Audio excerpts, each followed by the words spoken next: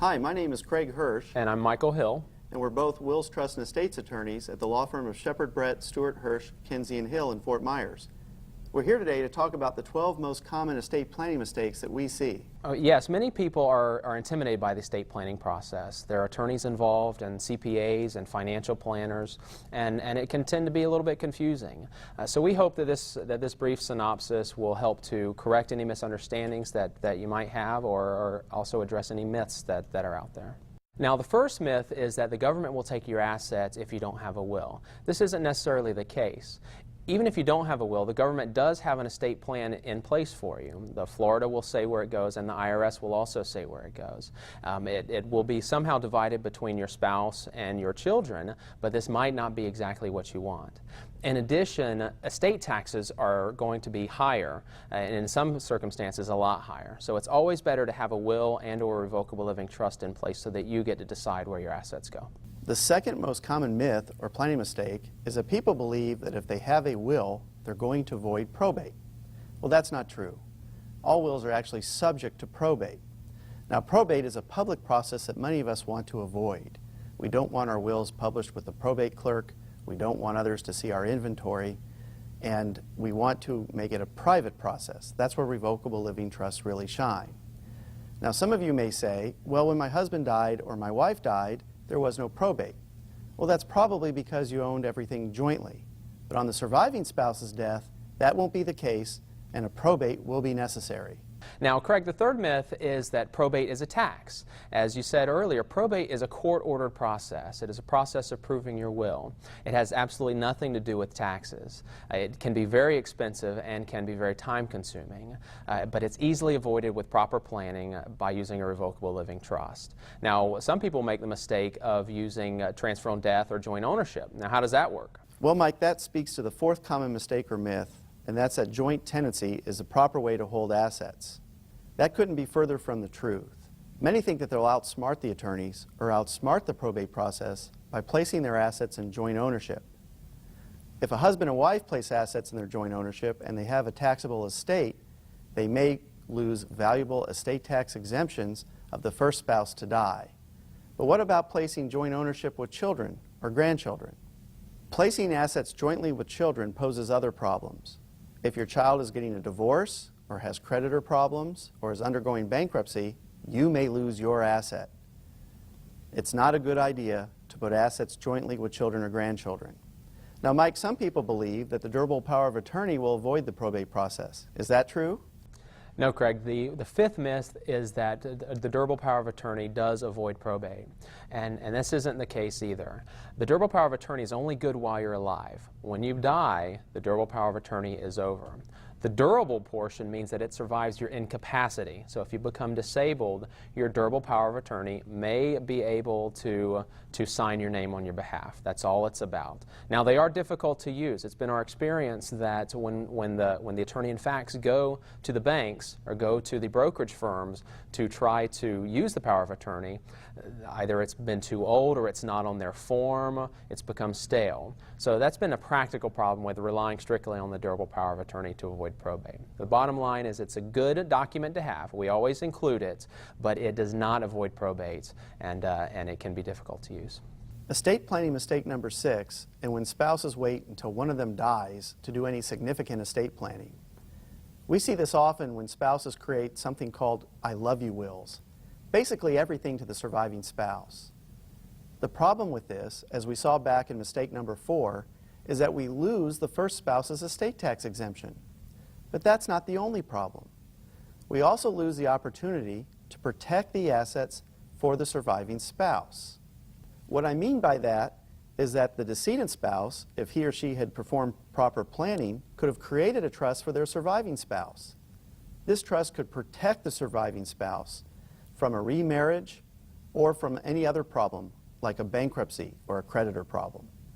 The seventh problem that we see is doing estate tax planning inside of your will. We see this a lot. It's very common in northeastern states where probate isn't a problem. But here in Florida, probate can be expensive, as we've already seen.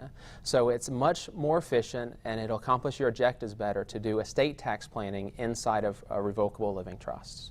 And Mike, the reason some people like to do estate tax planning within wills is because they resist revocable living trusts. Perhaps their prior advisors or some other individuals have told them that revocable living trusts are problematic. Most of the time, people believe that they're going to lose control over their assets if they place it within a revocable living trust. And that's not true. Most revocable living trusts name you as the grantor and the trustee. This means that you control the trust for your lifetime, and then if you become disabled or you die, you name who's going to control the trust after you.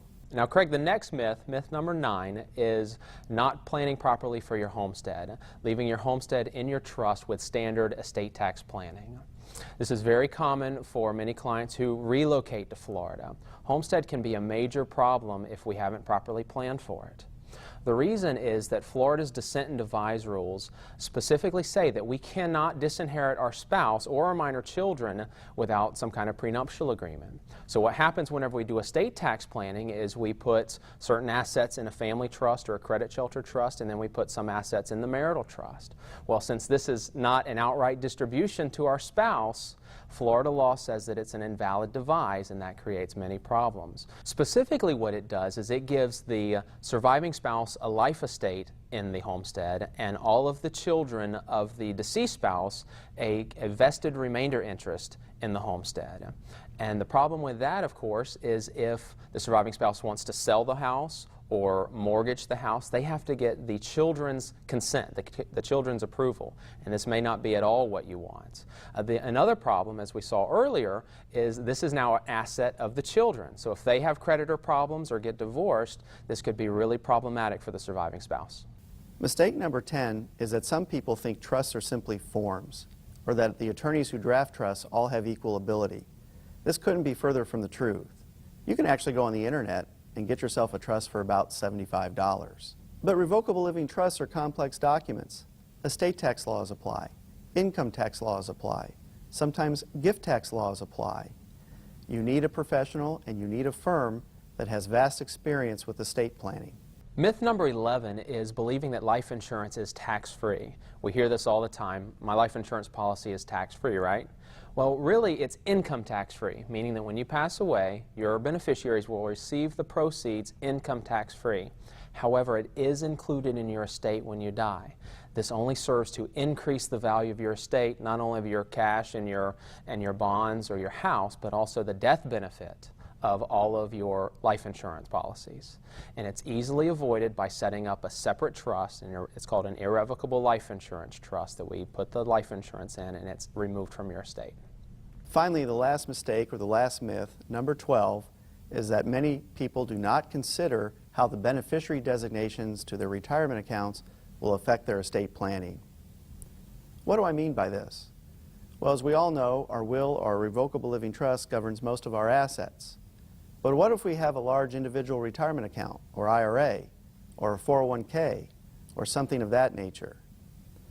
Those assets are governed by beneficiary designations. If you leave all of your retirement account to your spouse and you happen to be in a second marriage and he or she rolls over the retirement account, then you're not assured that your children will ultimately receive what's left over upon his or her death. Other issues surrounding protecting the retirement account, both for your spouse and for your children, apply. Finally, income and estate taxes are a very large issue with retirement accounts. We all know that when we take assets out of the retirement accounts, we pay income tax. What we don't want to have happen is for our surviving spouse or for our children to inadvertently remove all of the assets from the retirement account, triggering the income tax at our death. The IRS tells us, in fact, that 85% of beneficiaries withdraw the entire IRA account balance within 6 months of the plan participant's death. So this is a real issue. What you need to do is make sure that your estate planning attorney is reviewing your retirement accounts and coordinating those with your estate plan.